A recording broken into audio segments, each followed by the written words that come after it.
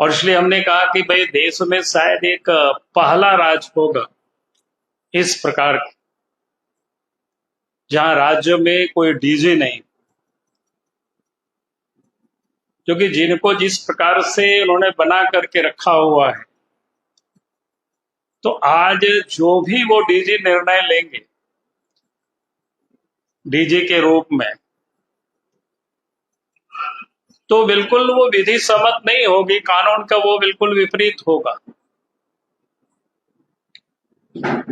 और ऐसे पदाधिकारी अगर कोई भी निर्णय लेते हैं तो आप समझ सकते हो उसका दूरगामी प्रभाव पड़ता है। उसका निर्णय कहीं से भी युक्ति संगत नहीं होगा, लीगली नहीं हो सकता, क्योंकि लीगली वो आज की तारीख में डीजी वो नहीं है। उसका स्पष्ट रूप से भारत सरकार का जो पत्र है आप सब देख सकते हैं। मैं कह रहा था कि भाई आखिर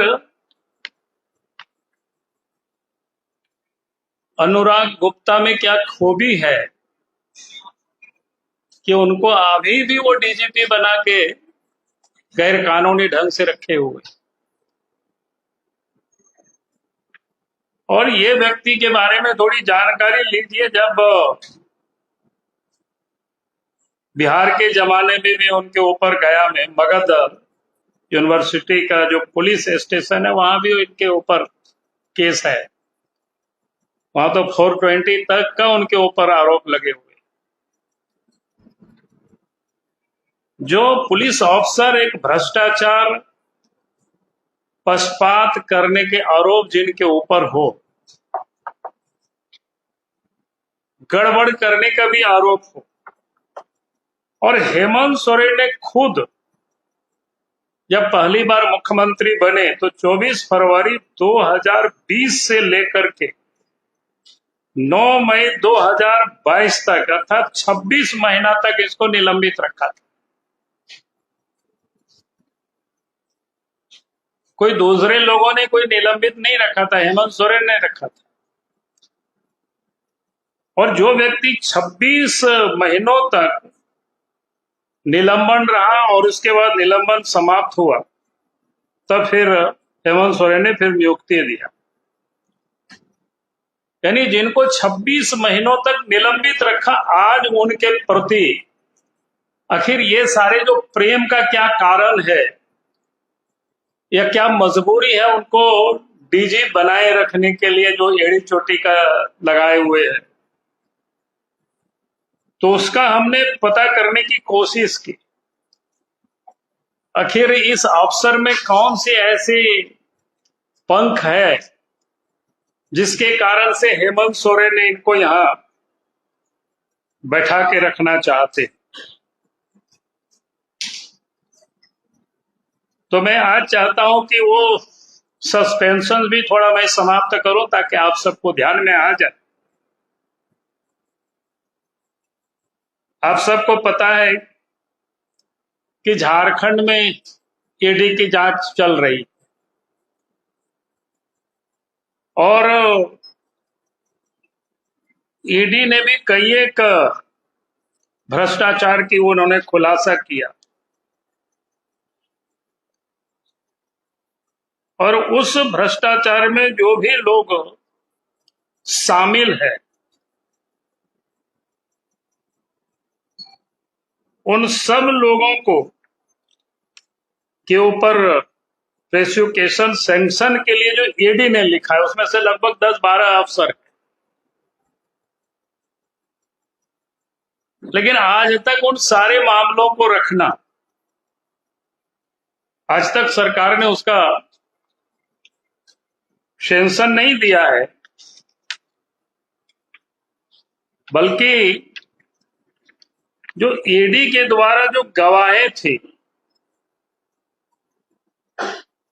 उन्होंने कई एक गवाहों को के ऊपर दबाव डालना, कई के ऊपर तो केस करके जेल में भी डाल दिया, ताकि ये जो प्रेडिकेट ऑफेंस होते हैं कि उसको समाप्त करना, यानी जो उनके हिसाब से जो बयान नहीं देंगे फिर उनके ऊपर केस करना।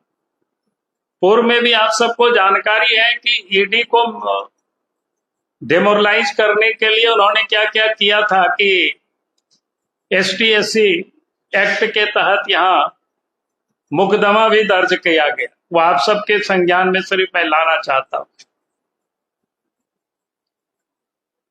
तो अब समझ में आता है कि इनके साथ जो अंडर हैंड जो डीलिंग है हेमंत सोरेन और अनुराग गुप्ता के बीच, कि आप करप्शन से हमें बचाओ, और जो भी लोग करप्शन के विरोध में या करप्शन के लिए लड़ते हुए ईडी को साथ दे रहे, ऐसे अफसर, ऐसे लोगों को जेल में डाल देना, उनके ऊपर जो केस मुकदमा है उसको समाप्त करने के लिए दबाव डालना, तो ये आम बात है। जो कि जिस प्रकार से इनको डीजी नियुक्त किया है और जिसका उन्होंने जो आधार दिया है, कोई एक भी उनका आधार पूरा नहीं होता है। क्योंकि इनको चुनाव के पहले इनको एक प्रभारी डीजी बनाया था, आप सब लोगों के जानकारी के लिए।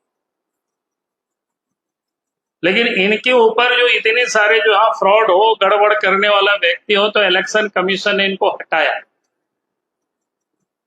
और हटाने के बाद भी आपके संज्ञान में मैं लाना चाहता हूं, जो इससे पूर्व के जो डीजी थे उनको भी प्रभारी बनाया था, लेकिन इलेक्शन कमीशन ने उसको नहीं माना और उसको फिर अस्थायी डीजी बनाया गया, पूर्व के जो डीजी थे। और फिर चुनाव जैसे समाप्त होता है, और चुनाव समाप्त होने के बाद हेमंत सोरेन की सरकार, हेमंत सोरेन के नेतृत्व में जैसे ही सरकार बनती है, 28 नवंबर 2024 को फिर से इनको प्रभारी डीजी बनाया जाता है। और 2 फरवरी 2025 को इनको रेगुलर डीजी बनाने की घोषणा की जाती है। मैं ये बात इसलिए कह रहा हूं क्योंकि ये 6 महीना का भी वो कोई समय नहीं होता है, और इसलिए जो भारत सरकार का मंत्रालय है उन्होंने साफ तौर पर सारे विषय को उन्होंने लिखा है, जितनी भी प्रकार के वो परीक्षण हो सकता है कि वो डीजी रह ही नहीं सकते। और अखिल भारतीय जो सेवा नियमावली है 1958, नियम 16(1) के तहत आईपीएस अधिकारी की सेवानिवृत्ति की आयु वो 60 साल निर्धारित है, और उसके हिसाब से 30/4/2025 को सेवानिवृत्त होने वाले हैं। तो भारत सरकार ने इनका सेवा विस्तार यानी आगे नहीं दिया, यानी समाप्त कर दिया, और इसके बाद भी इनको बनाए रखे हुए। तो आप सबके संज्ञान में ये सारे विषय लाना था।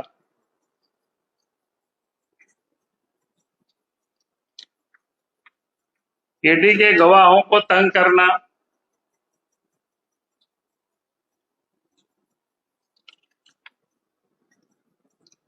और आप सबके जानकारी के लिए कि इस प्रदेश के अंदर में जब से अनुराग गुप्ता डीजीपी बने हैं, तब से कोयला की चोरी में बेहताशा बढ़ोतरी हुई।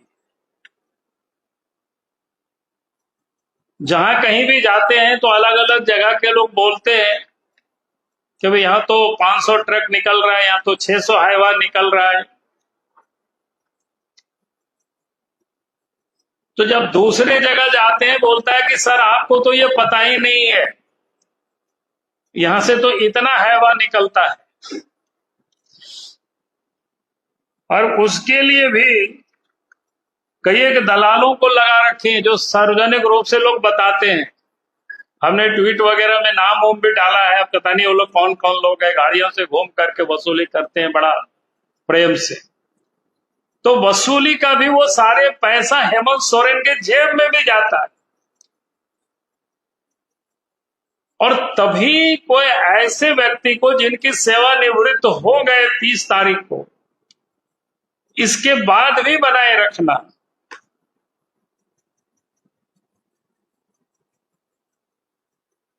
तो ये आप समझ सकते हो कि आज झारखंड बिना डीजी के चल रहा है, तो इस राज्य का क्या होगा स्थिति। इसलिए मैं हेमंत सोरेन जी से कहूंगा कि भाई आप बिना विलंब किए आप यहां राज्य में नए डीजी को आप नियुक्त करिए, क्योंकि जब तक कोई डीजी नहीं है तो उनके निर्णय को कैसे माना जाएगा कानूनी या लीगल है। सीआईडी के डीजी नहीं है, एसीबी के डीजी नहीं है, पुलिस के डीजी नहीं है, ये कैसे चलेगा। और हमने तो तहकीकात भी किया कि भाई देश में भी कहीं कोई ऐसी घटना है कि आज तक कोई भी इतिहास में नहीं मिला कि इस प्रकार की कहीं कोई घटना हो, जो व्यक्ति रिटायर कर गए और फिर उसको बैठाए हुए काम पर। तो आज लगा कि मैं आप सबके समक्ष ये सारे बिंदु को रखा हूं।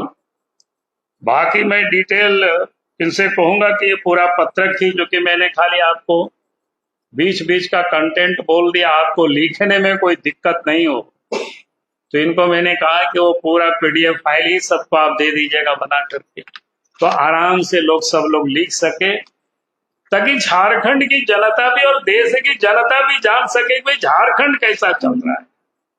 झारखंड विधि सम्मत चल रहा है, लीगल चल रहा है, कहीं इनलीगल चल रहा है।